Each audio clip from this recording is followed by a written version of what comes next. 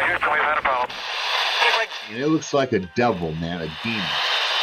And this thing is big. And the next thing I know, it was right over top of us. 3, 2, 1.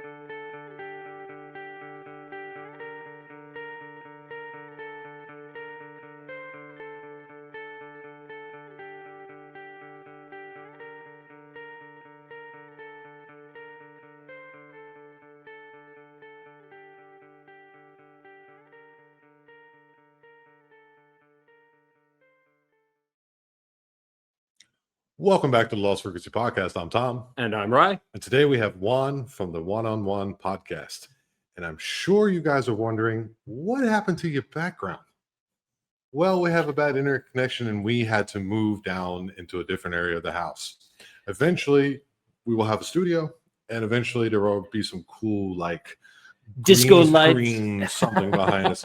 Maybe like an alien like an alien with Tom's face or something. We don't know. We'll let our imagination go when that happens. Well, technically, we really could just, do something like this. But I'm like, okay, where is it? Where is it? It's not coming. But fail. It's been a little technical. Yeah. I had some issues with the internet. Power went out on Sunday night, and when it came back on, the internet did not. And it ended up just being the fiber optic cable that actually comes out of the wall into my modem. That's all it was. But it took like 2 days to fix it. After that, the internet has been pretty shoddy. And I mention you having computer problems as well. Oh yeah. My battery's like I finally realized that my battery has been slowly expanding. So I had to get that popped out.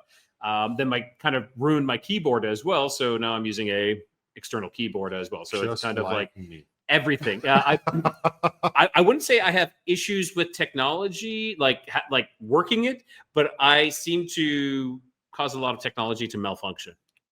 Oh, you're saying you're being marked for the technology problems, or what do you I think I personally, like I had a great cell phone with no issues, and all of a sudden it's like green screen, it's completely just went blank. And then my other one, it started dying on me. And then my other laptop prior to this one, I killed that screen. And now this one I'm having issues with. So it is what it is. It is what it is. Yeah. So if you're watching this, you're on YouTube. If you watch us, I think only 90% of our listeners are not subscribed. Just go down to the bottom, subscribe, all the good stuff that every podcast or everybody who's on YouTube says.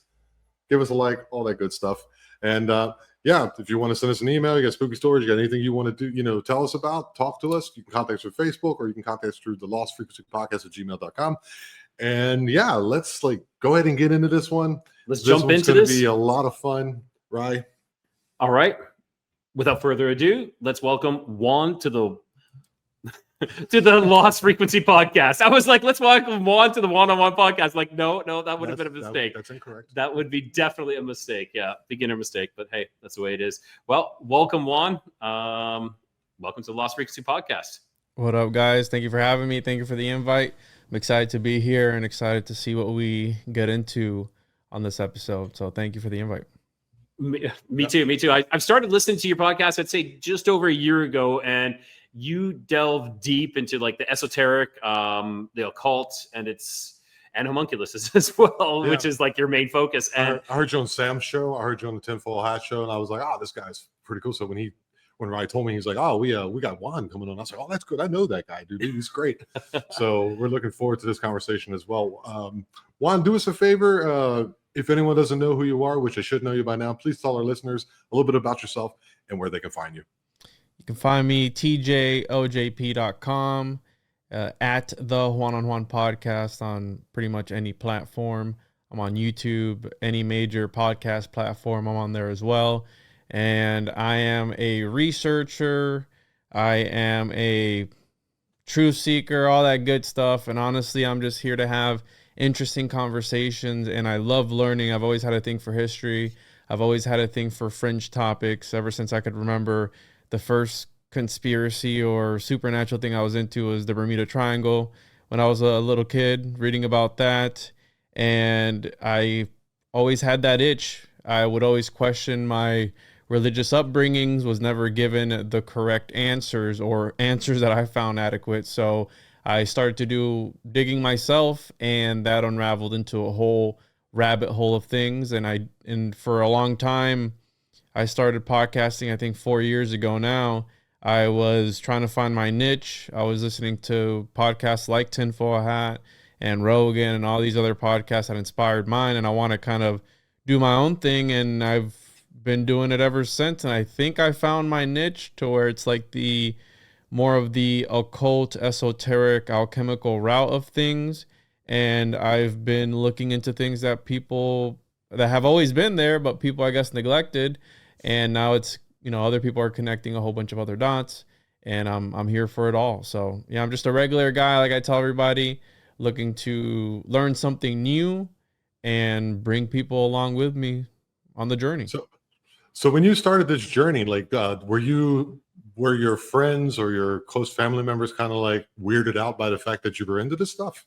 Oh yeah, absolutely. My wife, especially, she doesn't give a damn about any of this stuff. She thought that I was going to start like worshiping the devil and doing all this stuff. And I'm like, listen, I'm just, because you have to have a certain kind of mindset when you're looking into certain topics, right? Because it can get the occult, it's got negative connotations.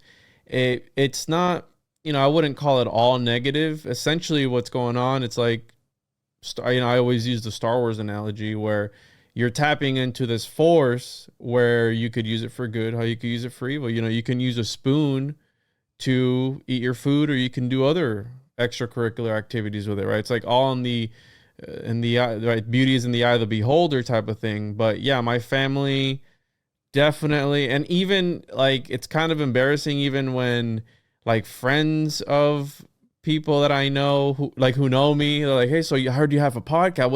What's it about? And I'm just like, it's about stuff, it's about my neighbors. Yo, how was the podcast? What'd you guys talk about? I go, dude, nothing that you will ever know about, because it's people that they don't, you can't talk to people about these sort of topics. Not everyone. And that's a mistake that I make constantly, where I think people are into this sort of thing and they're not. And you got to tread lightly when you go to like your wife's company dinner or something. You got to sit there quietly and try not to make eye contact. And if they bring up the podcast, you got to just let them know, like, yeah, it's just about stuff.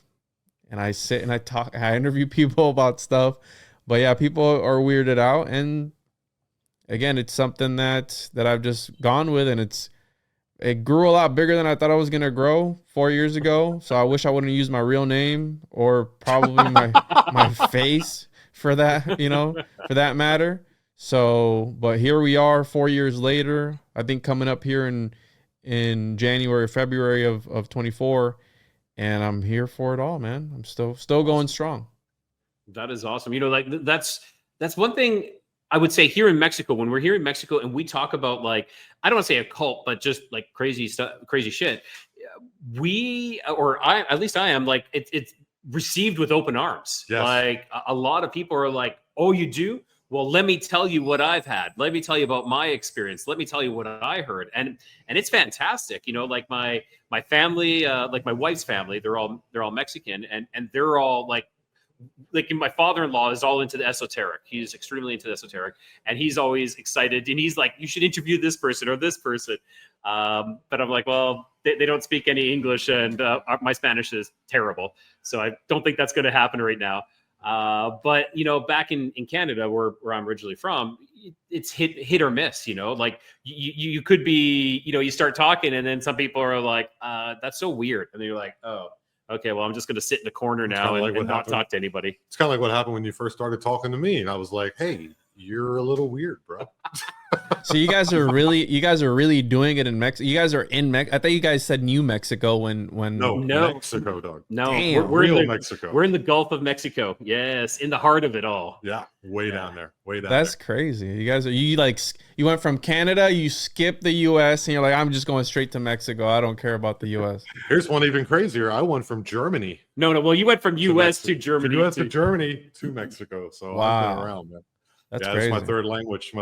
And it's hard, man. This one's a little harder, dude. So One thing that I constantly get told by various listeners is because I've been like kicking around the ball of starting a Spanish conspiracy podcast, because the Spanish community is underserved when it comes to like esoteric and occult podcasts, and I've had constant people from all over the world reach out, and I've had some people in Mexico and Hispanic speaking countries, because I'm from Puerto Rico and my first language is Spanish, and you should definitely start a Spanish podcast.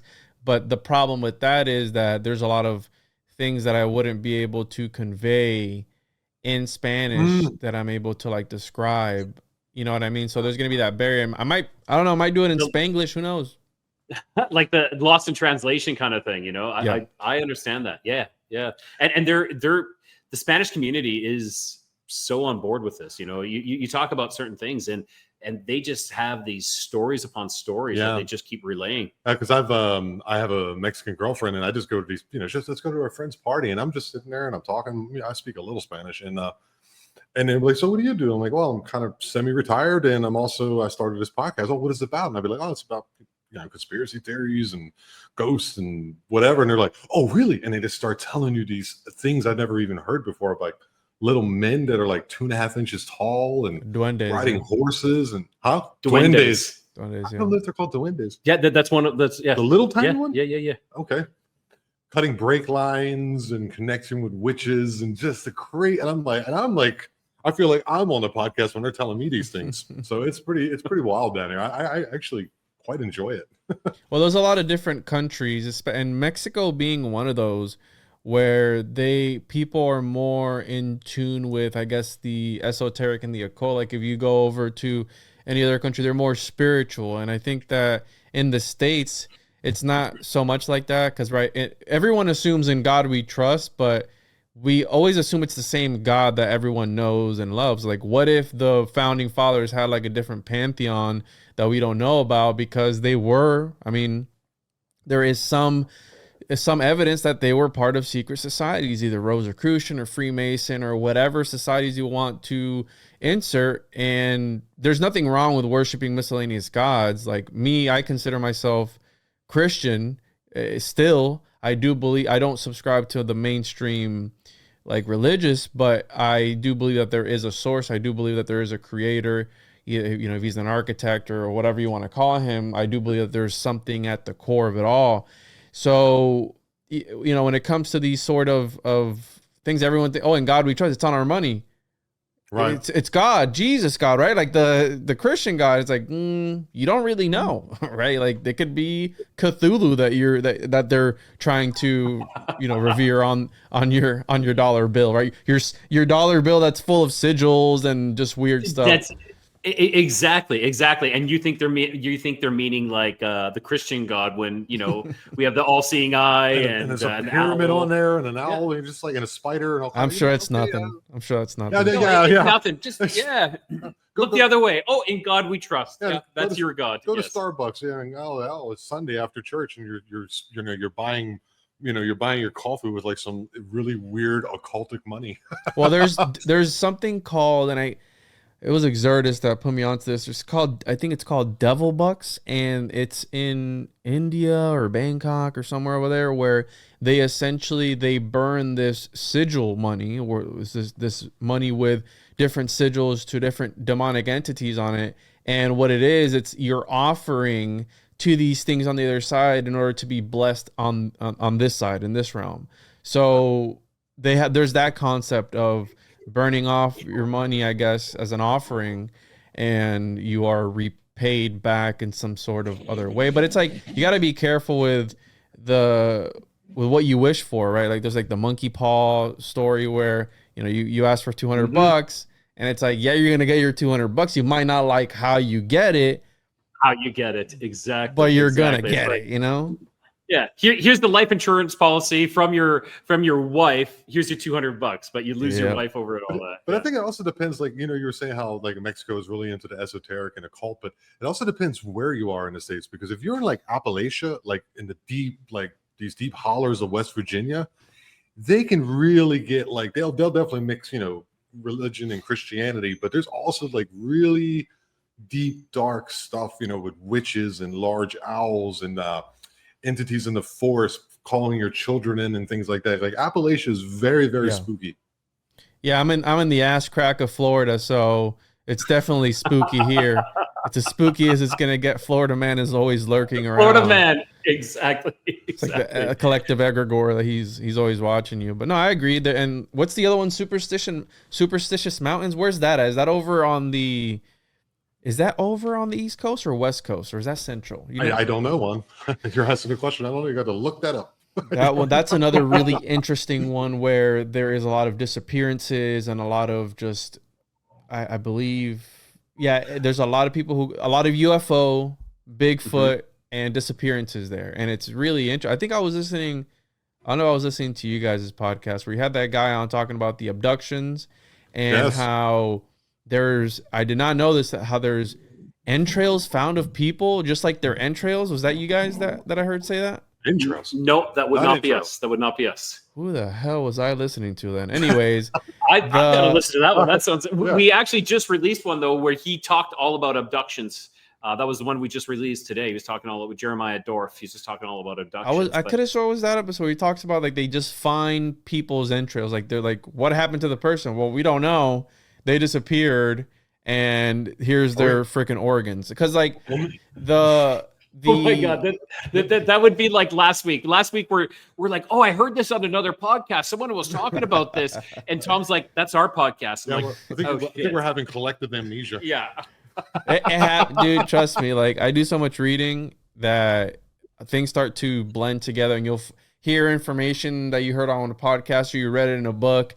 And I hate when I have to recall it because I'll sit there and go, okay, wait, let me find what book that was, and I'm usually able to find where it was, but the concept of like cattle mutilations, that's really interesting, and the missing 401 is also another interesting one where we don't know what's happening to these people. It's so bizarre, but at the same time, there's been times where I've lost my wallet and I can't find it for the life of me, and it turns out it was like in the crevice of your seat, between your glove, your center console and the seat.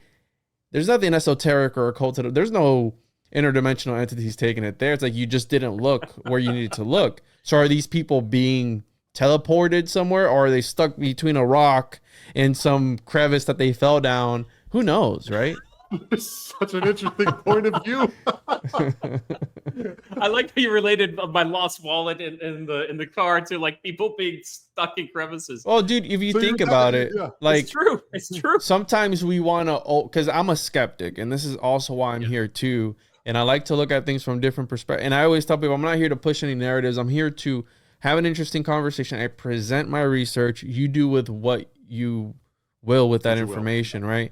But there's a lot of woo-woo surrounding these topics, and I've always wondered, man, nature, these forests, like I remember going into the Smoky Mountains, and I like fly fishing, so I'll go in there, and man, there's these huge boulders, and I'm looking at the ball, I go, how did that even get there? Where'd that even come from? But these places are so vast to think that a person, you could get lost, and you could get stuck behind in a weird position under a rock. They're never going to find you, and then the animals start to feed on you or whatever it may be, and then you're gone. And you're gone. Like that's that guy who got stuck out in Arizona, right? Didn't he like get his arm pinned? Got stuck in the arm, then he had to cut it off with his jackknife. Like that's one of that's the scenario that you're talking about. That's exactly the scenario. But he had the fortitude and the stomach to cut off his own arm. Everybody, don't let Juan and Rye scare you. Go out in the woods and enjoy yourself. Yes. Bigfoot. Just don't get stuck between some boulders. I have a shirt that says, I know Bigfoot is real because he tried to eat my ass. So, I mean, I'm sure you'll be safe. There's nothing wrong. You'll be all right in the woods by yourself.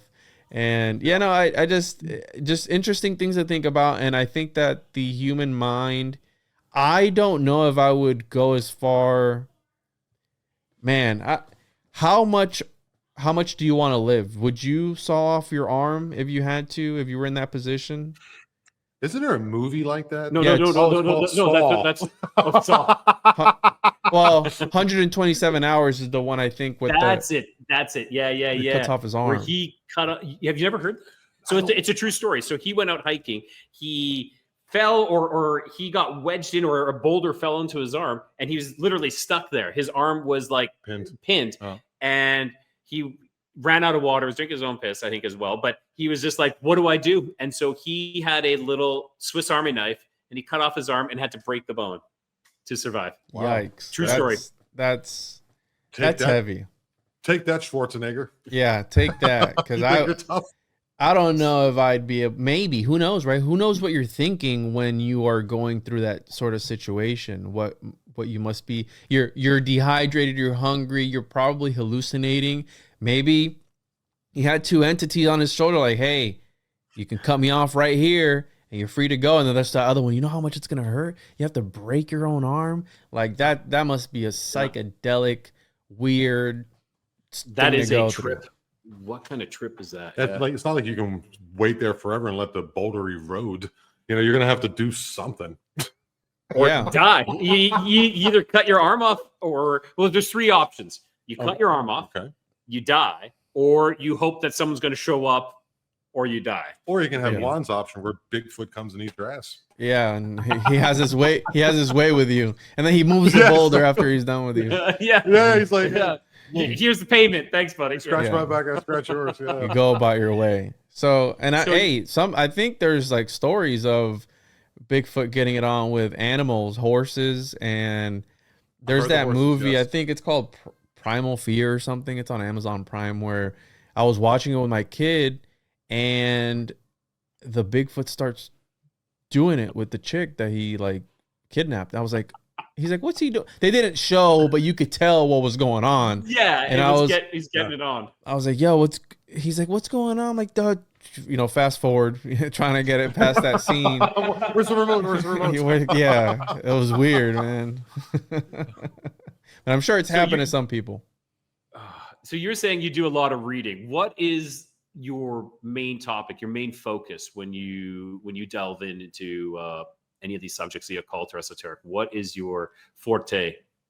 So at the moment, I am working on a book in regards to the homunculus. So my research has been it's been alchemically heavy as far as that goes, the history of alchemy and various accounts of the homunculus. But usually I like to read, I enjoy fiction, but I like to read, like, for example, I came across in my research, and this is how this works, because I feel that part of the alchemical process that is podcasting, for example, when you are passionate about something, it bleeds through in your work. So when you are enjoying researching something that you like, that's what I always tell people, because people will reach out to me and go, hey, what do I have to read to learn about whatever? Or what do I have to, I'm like, don't ask me. What do you like? Start where you like, and I don't know if it's intuition, I don't know what it is, you're going to be led in a pattern, and you're going to start to notice the pattern emerging. You follow that crumb trail, essentially. Now, the way it happens with me is, it stems with the homunculus, and from there it spreads out. So recently I had to read, I don't know if you guys are familiar with William S. Burroughs, that piece of work. And I came across his work. On an OTO forum about the sexual grades, the sexual levels that they have. And they were talking about how in this particular book, Cities of the Red Night, which is a fictional book by this guy. Now, this guy is one of those Crowley types, like the counterculture, open homosexual, which is nothing wrong with, if you're gay, you're gay. I don't have anything against people, but one of these earlier guys, 60s, where it was like kind of taboo. and he's writing very grotesque. Yeah, well, yeah, writing kind of grotesque things. And what's interesting about him is that, mind you, he was a heroin addict, murderer, probably a pedo, right? One of those guys, right? He's writing very explicit things about children and stuff like that. But within his works, there are occult truths or things of the occult that are, because he was obsessed with it. And what I've always found interesting, and one thing that has always I found fascinating, is the idea of writing, and writing as a sort of perhaps gateway or portal to either other dimensions or perhaps other entities of some sort. And this is a guy, this Burroughs guy, which I didn't enjoy researching, this dark rabbit hole, right? In the bowels of the dark bowels of reality, whatever that is. As I'm navigating, he kind of sort of gets in touch with what I've termed grammatical entities. And what he's doing is, it's a very Gnostic cosmology. What he believed was, he used this cut up method. And what the cut up method is, you take a piece of writing that's already been written, you cut it up, and you mix it around until you get a new sentence. Now, there's various things that you can achieve through doing that. He saw it as a sort of divinational and magical tool. And the reason he saw it as a sort of divinational tool was because he believed that the demiurge, or the insectoid reptilian archons, whatever, right? It was very psychedelic.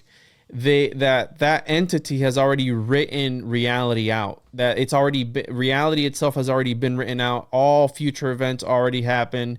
And by you taking a piece of work that was already written and jumbling it up, you're sort of tripping up the matrix, hacking the matrix in some sort of way.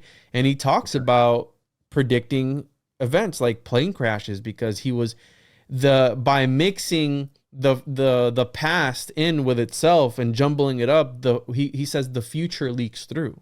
So a lot of his stories, they sound schizophrenic in some sort of way because it was from this cut up method. Now, there's also another aspect to this cut up method where it's used to destroy the consciousness and obliterate the consciousness, essentially, of the reader.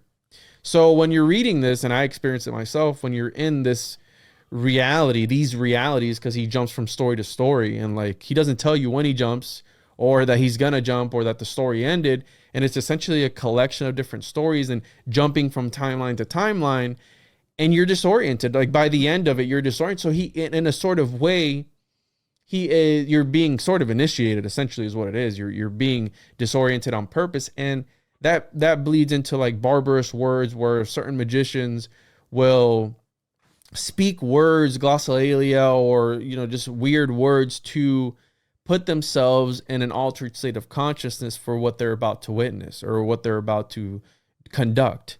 And this is interesting because you have like the famous, the Sierra, I think what are the sounds that the Sierra sounds? Is it the Sierra sounds?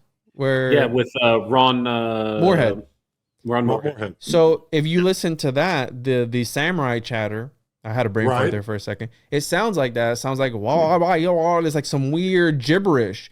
And what if that he recorded like some sort of occult ritual in the middle of the woods where they were trying to either summon these entities or do something? Because part of like the occult lore is that these entities, again, the word grammar, which is words, comes from grimoire, which is a book of spells. So the idea of you being able to manifest things through spellings, casting spells, is not too far-fetched. So you take a book, like, right, God is the living word. He's the living logos. It's the word is alive. And if you're able to charge that a certain type of way or do some occult ritual to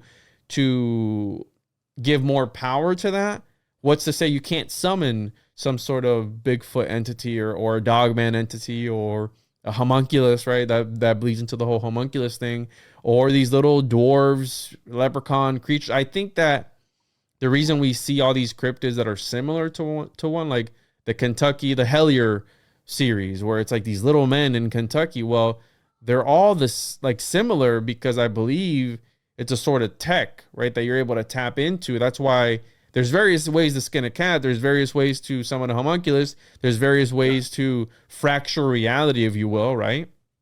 So Burroughs had like this sort of weird cosmology when it came to writing, and it just makes you wonder why he was writing certain things the way he was writing, and like the shock factor from it reminds me a lot of Crowley. I mean, he studied Crowley. I guess they would have been contemporary. He was born in 1914, so they would have been contemporaries. I don't know if they met each other ever. Probably, who knows? He was a chaos magician, and the reason that chaos magic is so dangerous is because you can it takes out the book, like by the book stuff. It takes that out of the equation. You do what you want when you want it. Yeah. And you use whatever system. That's why you can worship a god like Cthulhu or freaking Superman or Batman for all you want. Like, you can adopt those icons, those sigils, those symbols for a period of time. You use them up, you throw them out, and you just rinse and repeat. So I believe that a lot of reality is manipulated by these chaos magicians, that they're able to assign a value behind the scenes to something that people are seeing in the limelight. Meanwhile, they're going to Taylor Swift concerts that are probably like some satanic ritual where they're wiping their memory out. It's like, oh, we forgot the whole concert. Well, I wonder why. Maybe you had something stolen from you, but hey, hope you enjoyed it, bro. You know, like, people are oblivious to this sort of thing. Have you heard that, where they're going to Taylor Swift concerts and don't even remember it? I would never even consider going to a Taylor Swift concert. I am a purist metalhead, and I have no time for such things, right? Yeah. Anyhow. They're all compromised. I mean, all your heroes are dead. Sure. So, I totally agree with that. Like, the famous saying, like, never meet your heroes. I could not agree anymore. We build them up to a certain point, and then until you actually meet them, and then you're like, that's why it's the One-on-One podcast, because I only trust one man. I was born alone and I die alone. I'm just kidding. I love my family and I love my friends, but that's partially why it's the One-on-One, because not because I'm egotistical, but because I can only count on one person, right? Juan's always going to show up to the show, so that's why it's named after him. Fantastic. With that, we're going to jump to our commercial, and we'll be right back in a couple minutes. And we're back. Juan, what's happening? Not much since I last saw you guys. Oh man, I was hoping you got really rich all of a sudden or something. I'm putting positive vibes into the universe. If we're cutting up words and we're changing the future, that's what I'm doing for you. Very interesting thing. I was thinking about that during the break, because I know, like, certain comedians, they'll sit down behind like a word file and just start typing away or start writing away, and then something will come out of that they'll take and then mold and shape and bring that to reality, because that's what, like, thoughts are. They're like things that haven't existed yet that you then bring in, and now it does exist. And people take that so nonchalantly, to put it lightly, like, like a car or whatever it is, like, that didn't exist before, and now the thoughts in your head, you make it or present it verbally, and now that thought exists in the world. And I always thought that to be amazing. So I love what you were saying there. It was a very interesting but that's an interesting concept. Yeah, when he's cutting up these scripts or these other writings to like mess with the matrix. I do find that interesting. I know you said the other stuff he was doing was kind of all messed up. You have to dive into some dark bouts there, but I do find that fascinating. Like, if this is all scripted, well, then let's change the script. What if that's God? Like, when something emerges from whatever it is that you're typing away, you're sort of divinating in some sort of way. When we accept these videos of the algorithm from YouTube, that's a sort of divination that you're taking a suggestion from an incorporeal thing that you can't see, and you just trust, like, hey, I might like this video, or hey, suggest it for you based on your history on cat videos or whatever you're watching. And it's like, okay, and it's gotten really good at predicting what you're into, like your algorithm. And I hate when I'll go down a rabbit hole of these little trains these scale model trains that you can ride on, You ever seen those where you can sit on Yes. and they're coal powered, and you'll sit there for hours in the middle of the night watching these model train videos, and now your algorithm is just wrecked with these model train videos because you watch, too many in consecutively. Or like the other one, what was I watching the other day? It was like it was like RC cars or something crazy. I know I got hooked on what is it called, Adventures with Purpose, where there's these divers who go and look for submerged vehicles where people have like either died in them or committed suicide. I've seen them, and I got stuck on that, and then my algorithm is all messed up, and it's like all like the search and rescue kind of thing. I'm like, no, I don't want to watch that anymore. But Mine's just metal and basketball and football. and football. Yes. It feels like you're in an echo chamber when you're on these social media platforms, and it could be counterproductive to certain people. But the concept of things emerging from like your work, that's always been something that's interested me, because we accept the Bible for the Bible. Why? Because we've been told that that's the canon. But then there's only like 44,000 different denominations of Christianity. I'm sure they can come up to, right? They can't even make up their mind on one concept. So you expect me to understand like your religion? I'm not talking about you guys, but like the concept of like these groups. It's like there's 44 different denominations that they nitpick details here and there. It's like you've lost the purpose of the whole thing. It's going way above your head. I don't think Jesus would have been happy with what they've done, right? You've turned my house into a den of thieves, where it's like, why are you guys fighting so much over irrelevant things? Like, if it's about accepting God in your heart, where you're able to then transcend to this other dimension after you pass on, why so much BS and so much division over, right? But yeah, the idea of even the Bible containing alchemical secrets, not only within the story, which there's alchemy even within the actual stories in the Bible, but maybe the original versions having like some hidden codes in the actual text itself. Because if you follow the 1611 King James Version, where Francis Bacon was allegedly one of the first Freemasons, they were, you had King James. Some people say he was gay. He was writing about demons, witches, and all this other stuff. So it's like there's a lot of weird stuff when it comes to a lot of these things that we just take because we've been presented with them. Like me, I was born and raised in Christianity, and I couldn't question it. And how many people were just sitting there? And don't get me wrong, I think that religion itself gives people structure. It's a good system because some people, unfortunately, need their hands held. And if that works for you and makes you a better person, at the core of the 10 Commandments, it's hey, don't be a POS, right? Don't be a good person. Don't murder your love your mom. Don't murder your neighbor. Don't lust over your neighbor's wife. So it's like, be a good person. But for some people, that's a hard task to follow, right? Yes, sadly enough, it is. And I always found it to be interesting. Like the religion that you follow is based on where you happen to be born geographically. Yes. I don't know why, but that's always been like, I used to be like straight up atheist for years. And there's things that's happened in my life where, it's personal, but the things that have changed. But that was always one of my sticking points. Even now, it's just like, well, for me, I don't have a religion.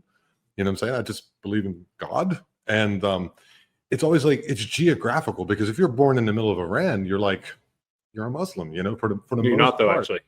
What? I'm going to correct you on that one. Oh, you're not? No, you're not. That Iran? All hate mail Sindarai. No, I literally have an Iranian student, and they actually have a different religion. It's not. There's Christians and all that there, but no. Their main, I forget what the name of their religion is, but it's not Muslim. Muslims came in and they started imposing their rules onto it. Mm-hmm. But the actual true Iranians are not Muslim. Okay, what about where Mecca and Medina is? If you're born in Mecca, you are most likely Muslim. Yeah, but yes, yeah, like if you're born in Mexico, most likely Catholic. If you're born in the U.S., most likely Christian. If you're born in like Afghanistan, most likely yes. Muslim. Beats me. But I don't know. I'm ignorant to That's that. just always been a but sticking that's a point. great point, though. That it's like, yeah, wherever you're born, that's kind of what religion you end up being. Yeah, I think it's just like different tones of the same music. I think, I think it's basically, especially when it comes to monotheism. But there's just always, when people want to beat the drum about, whatever the Quran or the Bible or it's the one that I can't remember the beginning. I can't remember the one that the Jewish Torah. The Torah. It's like, this says this and this and this, and therefore you need to act that way. And I was like, yeah, well, it would depend on where you were born and what you would beat me over the head with. Like, just believe in God, believe in family, believe in yourself. And then things kind of work themselves out. And then how many times has the Bible been edited by nefarious people? Like you're saying, like the King James, like how many times, how many books have been removed, and it's like, okay, so we only want you to read this because that's what we want you to read. Right, there was that council of something in 351 AD. Yeah, Garcia, where they just kind of sat down and said, oh no, that this one and this one and this one. So yeah, interesting stuff. That's something that I've always thought about. And when I first started podcasting, I was researching the Gnostics, and it's really, those are like the first underground Christians, and they had a whole bunch of wacky different beliefs that are heretical and blasphemous. And it's like, the reason that they don't want you exposed to what's in the Nag Hammadi library, which was unfiltered text, essentially. It was the underground. It was the esoteric, the occulted. They're like, yo, there's the exact opposite versions of what you've ever believed exist. Like, Judas is the good guy in one of the stories. And it's like, wait a minute, what? And it's like, when there's a certain type of shock when you discover things like that. And some people can handle it, some people can't. And a lot of people are shaky in their face. So I think that's the dangers of it. And I think that was the dangers. I was even told before I started looking into it, I was like, don't read the Book of Enoch because you can get possessed. I'm like, what? Like that's one way of piquing my curiosity, sir. So I'm gonna do the opposite of whatever you just told me, because I'm one of those kind of people where I can take, like, I've always said my shock factor, not that I'm numb to it, but like my shock factor is pretty high because I am the homunculus guy, where I'm reading these grimoires about quite literally taking apart a small alchemical man that you just created to then use his body parts for various ceremonial and magical purposes. So when I'm reading about other stuff, it's like, oh, okay, well, that's not too bad. That's pretty tame. I mean, so I think the Book of Enoch at this point in time is the least of my worries as far as I've gone. Yeah. It can be. I wonder what is your opinion on why people, like, considering we can't talk about it, this is going to be on YouTube, but considering all the things that have happened within recent years, why people just don't want to look into this? What is your opinion on that one? I'd love to hear your point of view. Religion is a big one. A lot of people are very dogmatic towards, if it's not of God, if it's not of the Bible, if it's not something that I can identify as Christian or insert whatever religion, it's demonic, and therefore I'm not going to touch it, because they believe that by just even thinking about it, they're going to be possessed in some sort of way. So there is a lot of superstition around it and dogmatic views, and it's all because of religion. And even I'll be honest, sometimes I respect the occult. I do believe in it, and I have the utmost respect for it. And even when I first started, I felt dirty. Like, I felt like, man, if my grandma finds out about this, like, there'll be hell to pay. If my grandma finds out I'm talking about this or reading about these sort of things. Like, even my aunt, every now and again, they're gonna break out the chancla and yeah, bro. My even my aunt would be like, she's cooler. She's like, yeah, if your grandma heard you talk about the stuff that you talk about, she'd have a freaking heart attack. I'm like, well, I mean, it's something that interests me, but I think that a lot of people either don't know about it because they've been so conditioned to not only not question their reality, but not question history. They take things for what they are and for what they've been told, and we live in a society that enjoys instant gratification. They enjoy the TikToks. If it's over 30 seconds, it doesn't matter to them. They swipe up and keep on going. So I think we've been desensitized in a lot of ways into really, and I think a lot of these topics have so much to, like, alchemy. I can talk about alchemy for hours. There's so many layers to that one topic, and alchemy whether people want to admit it or not, it's like the precursor of, from those experiments came freaking chemistry. Chemistry is right. The pharmaceuticals, the whatever, et cetera. But yeah, some people just don't care. Some people just don't care. Like my wife doesn't care about Bigfoot. She's like, why does it matter if he's real? And I go, wouldn't you want to know? Wouldn't you want to see Bigfoot? Wouldn't you want any curiosity whatsoever? Like, I don't know how people can exist that way. I don't, like, me personally, I don't know how someone wouldn't find some of the things that we cover on shows like this fascinating. But hey, different strokes for different folks, right? You like what you like, and you have to respect that. So yeah, I think that's why some people are so their attention is so grabbed by like, oh, what are the Kardashians doing, or what are these people doing? It's like, I don't care. Is Bigfoot real? What's going on in the Bermuda Triangle? Yeah. I don't know if I just heard this, if this is correct or not, but I heard that they found a Nazi bunker in the Bermuda Triangle. That is something I just heard this, and it could be messed up or wrong, but I literally just heard that they found a Nazi bunker and that it could be related to the disappearance of flight 19, or like flight 19, 19 or 29, something like that. Yeah. It was something to do with that. I think it's all a psyop, personally. I mean, if you're watching the Kardashians, what are you doing with your existence? Yeah. I've never watched one episode. The only reason I know they exist is that other people talk about them. Is this type of society rewards obedience, is what it is. Okay, they reward obedience, and if you don't question things, everybody accepts that. They like that better. We get pushed out to the fringe, to the periphery, because we want to know how it works, what's going on. We want to know. We don't just look at the face of thing. Oh, this is what's suggested. Well, why is it suggested? Why is this the AI? Why am I listening to this AI? Why can't I choose my own fate, my own path? Just think about it for 1 second. If you really sit down, right, for even the most basic agnostic person or whatever, atheist person, just sit for 1 second and wonder why the paranormal is a thing, why religion is a thing.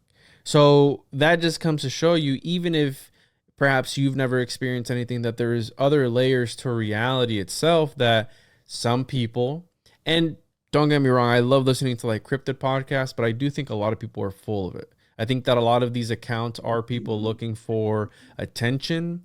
But then again, you have the concept of phenomenology, where it's some of these experiences are true to these people. They live those experiences, and therefore I am no one to tell them otherwise. Now, mental health also plays an issue. There's a lot of things, right? Drug use is also another part of it. And sometimes when I'm listening to some of these stories, like I have friends with various podcasts. Everyone loves a good story, right? I'll be listening to the confessionals or something, and somebody's on there and I'll be telling myself, I'm like, this is fake, bro. Like always. And the reason, and check this out, the reason, like the parent, what is the paranormal? What is this? What is that? A child, like my 5-year-old son, when I tell him, let's sit down and watch a Bigfoot documentary, the first thing he asks me is, oh, when's Bigfoot? When are they going to show Bigfoot on the camera? Like a child knows what would be the best evidence, right off the bat. It's like, well, show me it. Don't tell me about it. Show me it. And you're going to tell me the best we can do right now is the Patterson-Gimlin footage from the 60s or whatever that was. Like that's the best we got. And we have, dude, I can zoom in. And I know space is fake and gay for some people, and you got flat earthers and stuff, but I can zoom in to the moon with my phone right now, and it's crisp. It's crispy. I can take a crispy picture. And I mean, there's people who say that's AI and all that stuff, but I can take a crispy picture of the moon. Okay. And you're going to tell me you can't get a picture of that dog man that's been following you around for 3 weeks? Come on, bro. You know what I'm saying? But they mess with your technology, Juan. How convenient, right? How convenient. Like, that's awesome. It's like, oh, dude, Where's the like that David Grush guy on Rogan? Oh my, I want to punch that guy in the face. Like he looks like such an idiot. It's like I'm a whistleblower, but like wait, let me pass it. Allegedly, Juan wants let to me punch him get in it the face. approved by the higher ups. Hold on, I can't talk about that. It's like, what can you talk? Ain't you a whistleblower, bro? Like whistleblowers can talk about whatever they want. That's why they're whistleblowers. And Exactly. now you have this shift where aliens went from being like actual entities from outer space, whatever that is, to now it's a psyop by the government, and aliens are also fake and gay. So I don't even know what to believe anymore if this is even a thing. But I find that hilarious where they're really pushing this UFO disclosure. Like we've known for years. When I was freaking 12 years old in elementary school or middle school, I was talking about aliens. I was reading about aliens. Show me the money. I don't want to talk about it anymore. I want to see it. Like I want to see it for myself. I want to touch an alien's nipples if I can. I want to do stuff to it. And I want to see Biden with an alien. Like, you know what I'm saying? Like, I'm tired of talking about these things. Stories are cool, but Okay, so if you're saying okay that the aliens, Bigfoot, UFOs, Dogman as you mentioned, but you said that you believe in the occult, what proved that to you that it was real? so I grew up, again, I believe that there is, for example, I've witnessed miracles in front of me. For a long time at church, I played guitar, and I was in the Pentecostal, so they're real crazy. They get up and run around and write the Holy Spirit. And when the Holy Spirit is in the house, you feel that sort of thing. Now, it could be an equivalent to like ceremonial magic, where and that's let's get it out of the way. That's the occult, right? You're practicing theurgy. You're asking for an outside source, i.e., God, to interfere in your reality. You're praising God to interfere in your reality. That's theurgy, okay? That's the occult. That's magic. And I've personally witnessed miracles of people being healed. I've witnessed things happen in front of me that I can't explain that are supernatural, right? And it was through the use, again, of, I was in a Christian setting at the time. It was a church, but nonetheless, you could still feel a sort of energy. And again, that goes back to the beginning where they're tapping into something. I'm not saying that God is a force and an entity or some insectoid creature, up above the cloud. I'm not saying that. I'm just giving you an example of why I do believe that the occult has some sort of power. Now, the other interesting aspect of that is, right, you have the placebo effect, where the placebo effect is real. Okay, that's a real thing. It's a phenomenon that we don't know why it happens, but essentially you're causing your mind to invoke a biological change within your body, therefore healing you're healing yourself. So what is that? Is that the occult? Is consciousness has to do something about this? Because the other aspect of the occult is maybe these people are putting themselves in a state of mind where they believe these things are real, therefore they are real, and they become real. So again, sort of like manifestation or whatever you want to call it, right? So there's various sides to the coin here, right, that you can really pick at, but that's my belief in it. And I've also, grew up in the Caribbean, you have Santeria and, dark magic, and I've seen things with that as well. Not seen, but heard of things, right, of how people use that in order to bind somebody up or do whatever that they do with the darker side of things, right? So, and again, I think that it's all part of the same thing. I do believe, and I was thinking about this the other day in the shower, I do believe in Bigfoot. I am a believer in Bigfoot. Shower thoughts. Shower. Like, where do I stand? Do I still believe? I do believe in. I would love for him to be real. Like I'm on the fence, and this is what I tell people all the time.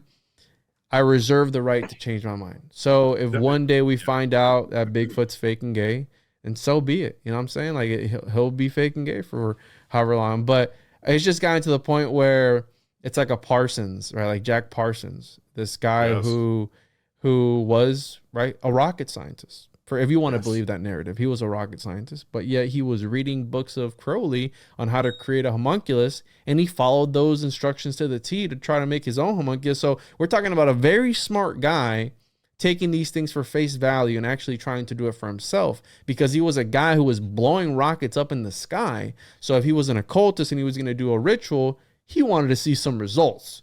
All right, so he's willing to go as far as you want to go, and he was in the desert with L. Ron Hubbard. They were in there together doing stuff. So these are people that are that have been very influential, you know, through notorious means throughout history, and they have still, some of them have power even till today. Like, look at people joining Scientology. You don't think that they know it's a cult, like, but think about, you're able to talk to somebody in a string of words and able to manipulate what you're telling them, what you're showing them in some sort of way where you're able to quite literally hijack their mind and make them believe whatever you want.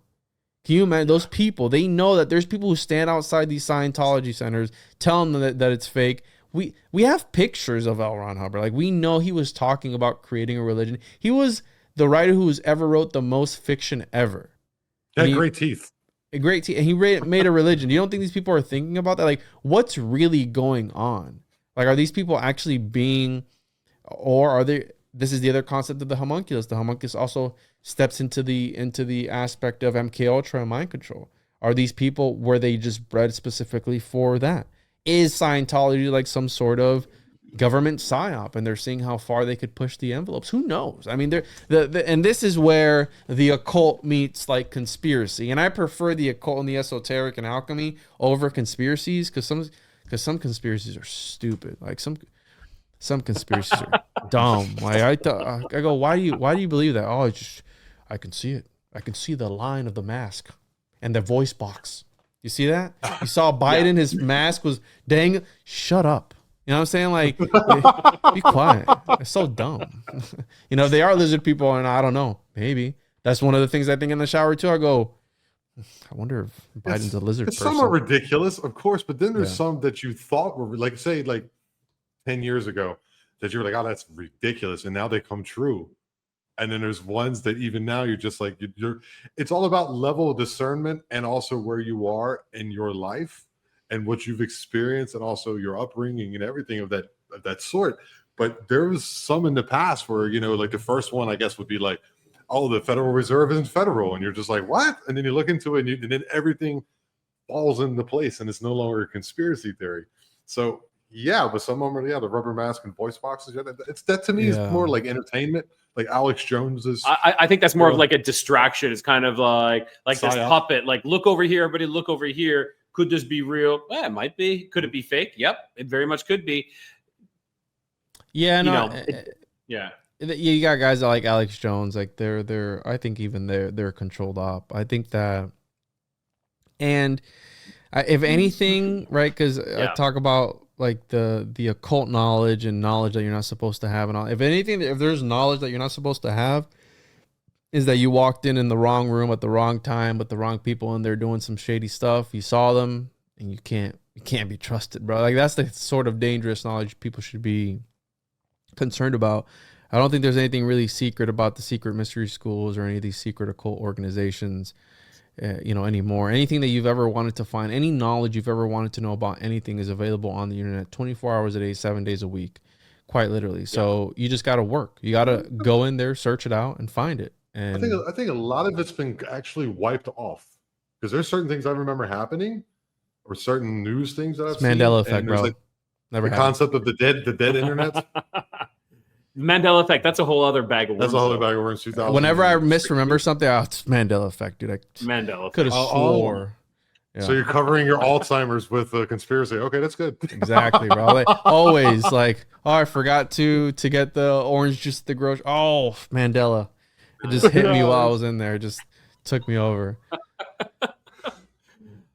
This has been a great conversation. We were planning on talking about a certain thing, but I just kind of like, it was much more natural. Sorry about the that. things I kind of no worries, dude. No worries. I'm sure eventually, if you'd like to come back, we'd love to have you back on. So in the future, the future, if it definitely, we'll chop some words up and make it that you come back. That's exactly. We're gonna take the script, mess it up, and we'll see you in 7 months, 7 days. And I love some of your point of views. You're kind of like, you remind me of my old self a little bit and a little bit of my new self. So it's kind of like the things, the way I used to be as a person. It's like, so a lot of things you were like hitting the nails on the head for me. You know, there's confirmation bias when it comes to a lot of these topics, and I had to get some things off my chest. So the thing is that we gotta be skeptical, right? We can't be always taking everything for what it is. And some of the things that I talk about, I don't 100% believe, and people automatically assume just because you're covering it that you believe it. It's like, no, I'm trying to figure it out just like you. That's why I tell people I reserve the right to change my mind, and if something happens in the future that changes my mind, that's fine. You know, it's okay to be wrong sometimes. You can either confirm or deny, and the records are spotty at best. Yes, exactly. We had a previous guest. That's what he said. You know, I can neither confirm nor deny, and the records are spotty at best. He's like, that's I'll go back and I'll delete whatever episode I said that on, and I'll just make it seem like, no, I never said that. I don't know what you're talking. That was Mandela, bro. That was Mandela. Yeah. Mandela effect, exactly. Like when you're talking about that, like being skeptical. There was that guy was posted on TikTok about seeing a giant in Canada. He's like, I saw this video of this giant in Canada, and I was like, that's so bullshit. Like even I could see that, but I had so many people believing that he died. Like, no, it's just he committed suicide. Yeah, he committed suicide. That's wow. This was kind of all wiped, and it's kind of like, and people are still like going hard with this. And his widow is like telling people, please just leave me alone. And it was clear as day. And then he's like, oh, I don't know, the CIA is outside my door, and he goes out there and there's like a charger and it like peels out in front. I'm like, okay, if the CIA is watching you, they're not going to be sitting in a charger in front of your place and then peel out as they leave. You know, it's like, no, they're literally going to be, there's much better ways of you have to be able to parse the information that you receive, and just a lot of people just take it hook, line, and sinker, and people know that. There's sodomy through directed energy weapons, so I doubt they're going to be sitting outside of your window, okay, with a Dodge Charger and then peeling out. But that's the thing, though, right? So the dude passes on through shady circumstances, and that gives it that much more credibility. Now, and that's the problem. Like, how do you that's a conspiracy? That's shady. That's really shady. And then the widow's like, leave me alone. Maybe she's just sick and tired of people reaching out, and it was a hoax, but we will never know. And that's what's going to keep people coming back. And I think that's what a lot of these topics do. It's that veil of mystery. Like, it might be real or it might not. But damn, I'm having a fun time trying to figure out if it is or not. And that's that dopamine. Like, yeah, give me more dogmen, more Bigfoot, more whatever, more giants. It's like in the past, like giants in the mountains. And he's and now he's become a martyr. He's a martyr for the cause. Yeah, I think it's a human condition. Like, you know, back when the Portuguese or the Chinese would go out and like discover the world, like that, what is out there, the unknown. And now we, quote unquote, know all the land masses and everything. We're like, what is? No, there's more behind the ice wall. Remember the ice wall? Right. I kept it open for our viewers who believe in that. And for those who don't, that's Mandela effect. You know, there was no ice wall. There is an ice wall. Spotty at best. I got you. Hold up. Check this out. Space. Watch this. Is fake and gay. There you go. Space is fake and gay. And with that, Juan, we really appreciate you having you on the Lost Frequency, and we hope to see you again. And what else? just hang out in our green room there, because we are doing the local. Just make sure that we got you 100%. And once thanks again, so much. Once again, tell everybody where they can find you, man. TJOJP, if you want to hear me rant about different esoteric and occult subjects, and at the Juan on Juan podcast on any major podcast platform. I have a Patreon for those interested, patreon.com/the Juan on Juan podcast. I also have a homunculus. I know we were going to talk about the homunculus. On the next one, we will. Homunculus Owner's Manual. You can find that on my website, tjojp.com. I also have some other occult publications that I do, the Occultus Mundi, and my comic book, stickers, all that good stuff. And thank you, gentlemen, for having me on. This is fun, and I really enjoyed it. Thanks, John. We did too. We did too, man. Thank you so much. It's fantastic, man. That was awesome. That guy was awesome. Such a great point of view. I love when people have a point of view, but they also have like a character to them, like that. Yeah. Not a character as they're making up, but it's them. Yeah. So and I like that. Like, I reserve the right to change my point of view. Of course. And like people, but people don't. Some people are so set in a camp that they're not willing to change their, and that is the issue. Not willing to change. It's really funny. I always forget that we actually do this part at the end of the recording when we do YouTube, and this is my actual feeling. Like, I go, oh, and you start replying back to me. And I'm like, oh, wait a minute, this is what we're supposed to be doing. You think I'm just talking? We're just chatting. That's what we do, though. This we is just what chat. we really do. Like I come in, I was like, have you heard this new thing? Anyway, we really appreciate Juan. Appreciate Juan coming on. Check him out on his one-on-one podcast. You can find it on everywhere, and you can also find us here on YouTube. Like, subscribe, all that good stuff, and you know what it's all about and what it is. And hit that bell for notifications. Yeah. And you're listening to the Lost Frequency podcast, where we bring the periphery into focus. We always do. Yeah. But we can still change our minds about it. Yeah. We reserve the right to change our minds. Oh, and I'm trying to find that. We close with good night, good luck, and God bless all of you on the good earth.